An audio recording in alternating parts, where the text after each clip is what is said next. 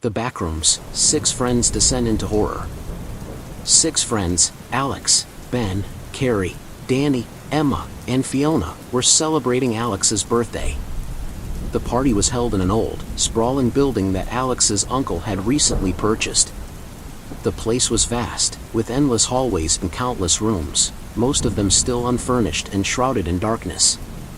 They had explored some of the rooms earlier in the day, but by nightfall, they had gathered in the large living room, sharing ghost stories and daring each other to explore deeper into the mysterious building. Carrie, the most adventurous of the group, proposed a challenge. "Let's play hide and seek," she said with a mischievous grin. "But we have to do it in the backrooms." Ben, ever the skeptic, rolled his eyes. "Come on, Carrie, isn't that a bit childish? Or are you just scared?" she taunted.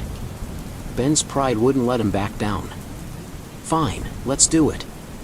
The 6 friends agreed to the game, and with the rules set, they dispersed into the labyrinthine corridors of the backrooms. Alex was chosen to be the seeker, so he closed his eyes and began counting. The others scattered, each searching for the perfect hiding spot. Carrie darted down a long, dimly lit hallway, turning corner after corner until she found a room that seemed as good as any to hide in. She slipped inside and closed the door, her heart racing with excitement. Ben, wanting to prove he wasn't scared, ventured further than the rest. He found a small storage room filled with old furniture and dusty boxes. He crouched behind a large wardrobe, his breath steady. Danny and Emma stuck together, deciding to hide in a large, empty room with an old chandelier hanging from the ceiling. They hid behind a curtain, whispering and giggling nervously. Fiona, the most cautious of the group, stayed closer to the main area. She found a small closet and slipped inside, hoping the darkness would conceal her. Minutes passed, and Alex finished counting. "Ready or not, here I come," he shouted, his voice echoing through the empty halls. He started his search, walking through the maze of rooms and corridors. As Alex searched, the atmosphere in the building seemed to change. The air grew colder, and the shadows seemed to deepen. He felt an uneasy sensation, as if he were being watched. Shaking off the feeling, he continued his search. Carrie, whispering to herself, "It's just a game. There's nothing to be scared of." Suddenly, she felt a chill run down her spine. She heard a faint whisper, but when she strained to listen, the sound stopped. She shrugged it off as her imagination and remained silent. Ben, muttering, "This is stupid. There's nothing here."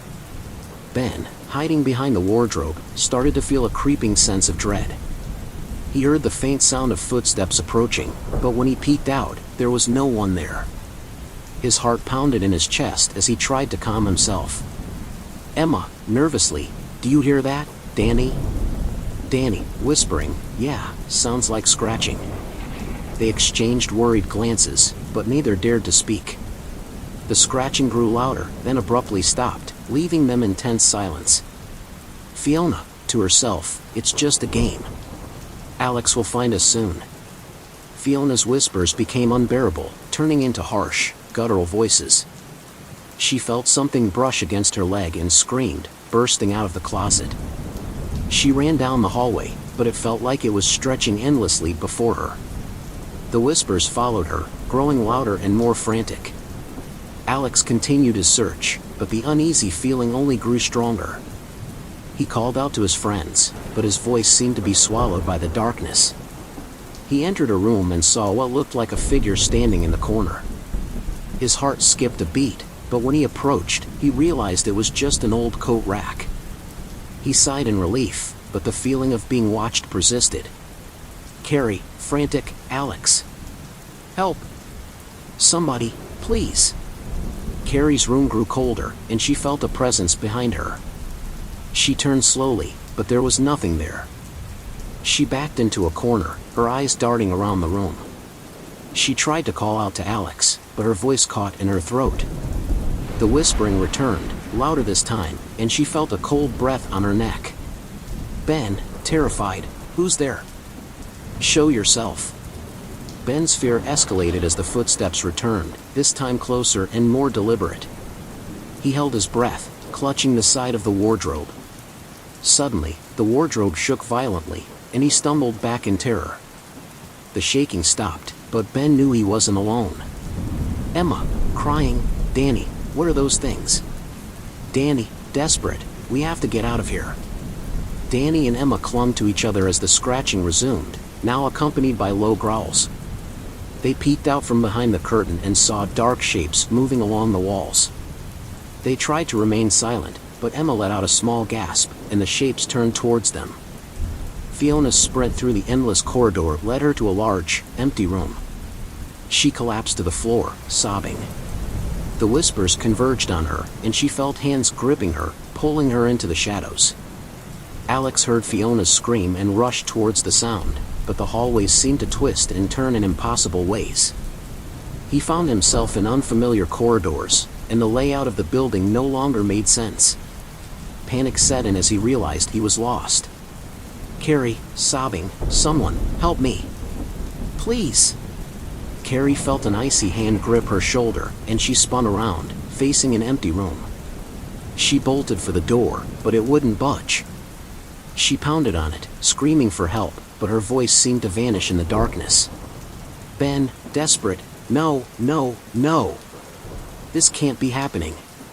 Ben's hiding spot felt like a trap. The footsteps were now right outside the room, and the door creaked open. He pressed himself against the wall, hoping whatever was out there wouldn't find him. But then, he felt hot breath on his face and saw two glowing eyes staring at him from the darkness. Danny, screaming, "Emma! Run!" Danny and Emma were surrounded by the shapes, now more defined and humanoid. They tried to run, but the shapes closed in, their eyes glowing with malevolence. A cold hand grabbed Emma, pulling her into the darkness, and Danny's screams echoed through the halls. Fiona's whispers became unbearable, turning into harsh, guttural voices. She felt something brush against her leg and screamed, bursting out of the closet.